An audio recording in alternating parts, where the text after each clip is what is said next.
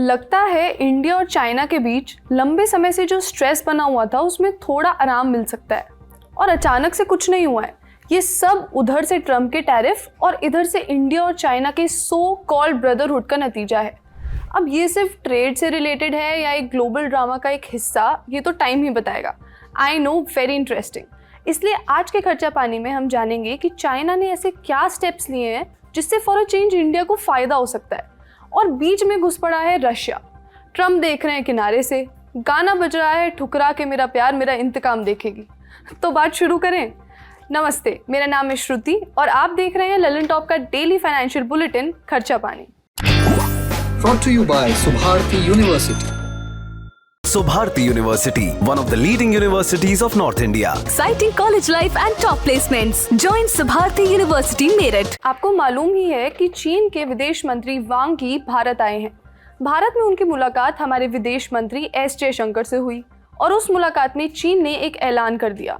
कहा चीन ने कि फर्टिलाइजर्स, रेयर अर्थ मैग्नेट्स और सुरंग खोदने वाली मशीनें मतलब टनलिंग मशीनरी के भारत को होने वाले एक्सपोर्ट पर से बैन्स हटा दिए गए हैं।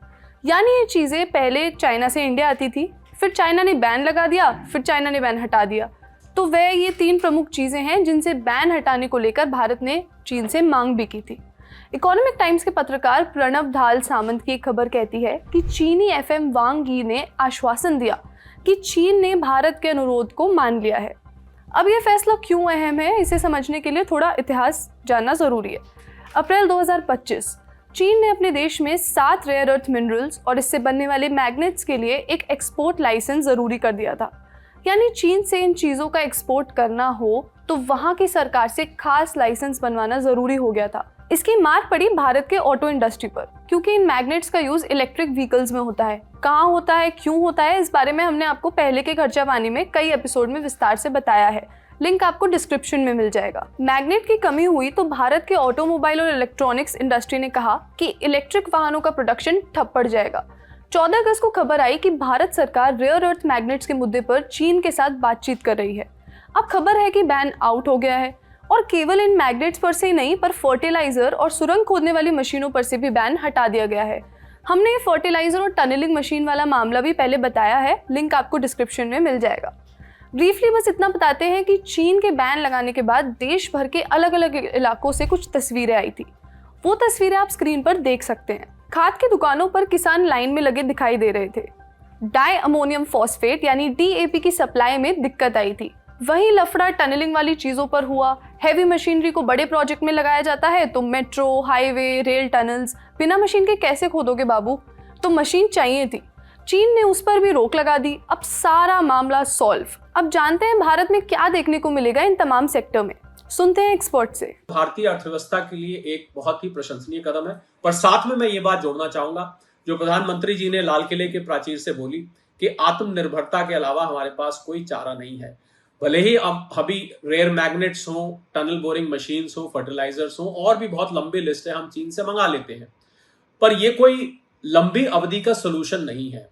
अंततः हमें ये सामान अपने यहाँ बनाना पड़ेगा और इसमें कुछ कदम भी प्रधानमंत्री जी ने घोषित किए। उदाहरण के तौर पर 1200 जगह पर माइनिंग उन्होंने शुरू करने का आह्वान किया, उसको अलाउ किया गया। तो मुझे लगता है कुल मिला के लॉन्ग टर्म में भारत को आत्मनिर्भर बनना ही होगा।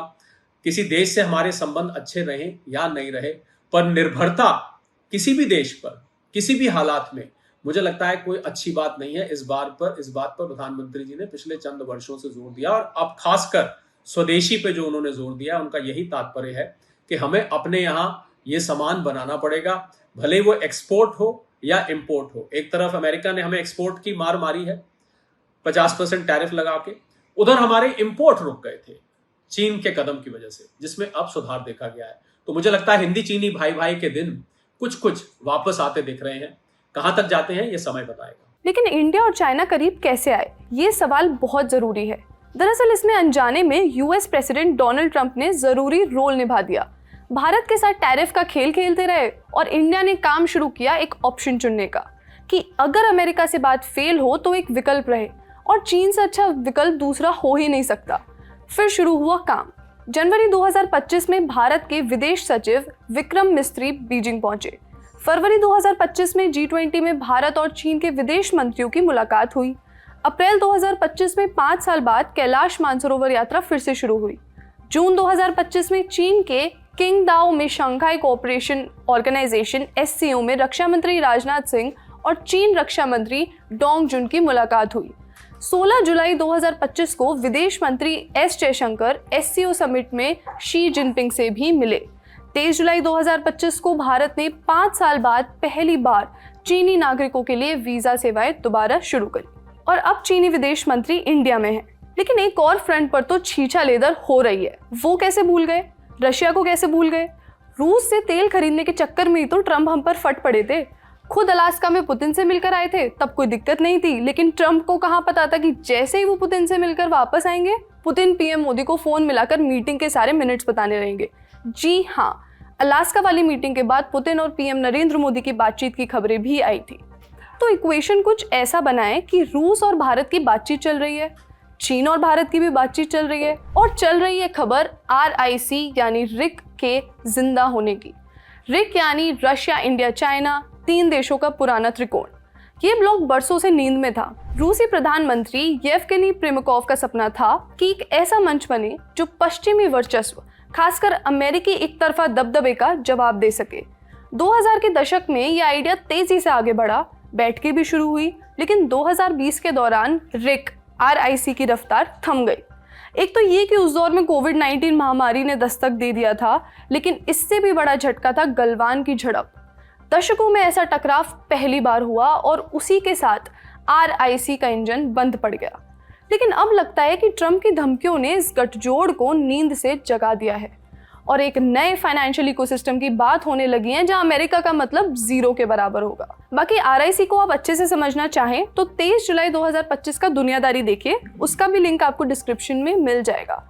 हम लोग चलते हैं एक्सपर्ट के पास। चीन और भारत के बीच में काफी हद तक एक रेप्रोशमा या समझौते की स्थिति पिछले कुछ लगभग 1 साल से बनने की हमें आसार दिखाई दे रहे थे और उसी के आगे हमने देखा कि कैसे भारत को ट्रंप के साथ जो अमेरिका की एक विदेश नीति और आर्थिक नीति है उससे एक बहुत गंभीर समस्या का सामना करना पड़ रहा है। गंभीर समस्या इसलिए है कि जरूरी नहीं कि हम इसको ये समझें कि बहुत बड़ा अर्थव्यवस्था पे इम्पैक्ट पड़ने वाला है ट्रंप टैरिफ्स का, पर फिर भी अगर कहीं पे हमारे ऊपर टैरिफ इस तादाद में लगाए जा रहे हैं और इस तरीके का हमारे साथ एक इकोनॉमिक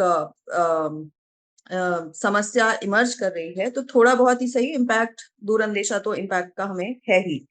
और उसी कड़ी में ट्रंप टैरिफ सिर्फ इंडिया पर नहीं लग रहे हैं, एशिया के अन्य कंट्रीज पर भी लग रहे हैं, अन्य ग्लोबल अर्थव्यवस्थाओं में अन्य जगहों पर भी लग रहे हैं। तो वैसे में एक समीकरण उभर रहा है जो अमेरिका की वैश्विक नीति के खिलाफ है और उस समीकरण में रशिया, इंडिया, चाइना जैसे बड़े देश अन्य उभरती देशों के साथ, उभरती अर्थव्यवस्थाओं वाले देशों के साथ एक अलग तरीके की लामबंदी करते नजर आ रहे हैं। और उसी कड़ी में ये जो रशिया, इंडिया, चाइना ट्राइलैटरल है वो भी एक स्ट्रॉन्ग वॉइस के रूप में उभर रहा है। भारत और चीन के बीच में जिस तरीके से एक नरमी आई रिश्तों में पिछले 1 सालों में, उस नरमी के साथ ही हमें जोड़कर इस पर्टिकुलर चीज को भी देखना चाहिए कि जहां पर हमारे एक्सपोर्ट्स के लिए अब चीन खोल रहा है अपनी इकोनॉमी। तो ये था आज का खर्चा पानी। स्क्रिप्ट लिखी है हमारे साथी प्रदीप यादव ने। अपना ख्याल रखिए, स्वस्थ रहिए।